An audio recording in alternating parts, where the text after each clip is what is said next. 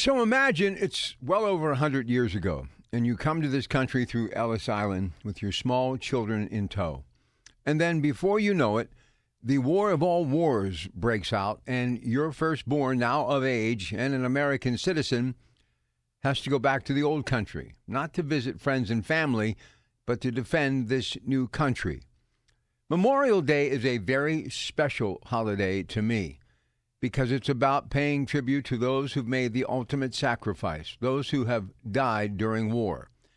And then after that war took place and there was victory in Europe, it wasn't very long after, a few decades that went by quickly and watched this country grow through some good times and bad times.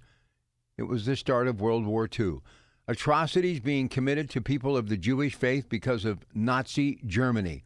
And once again, people in this country were called upon to fight, and they did.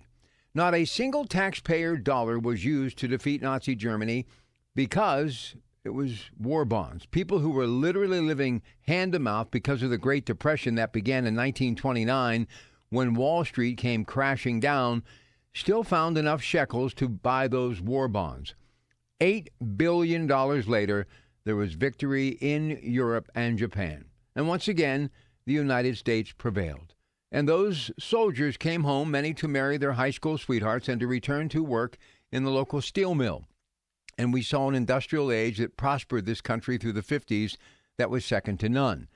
But along the way came this thing that was the Korean War, in which many of those who fought in World War II, if they were still young enough, they returned to see action, never questioning, simply doing what they needed to do.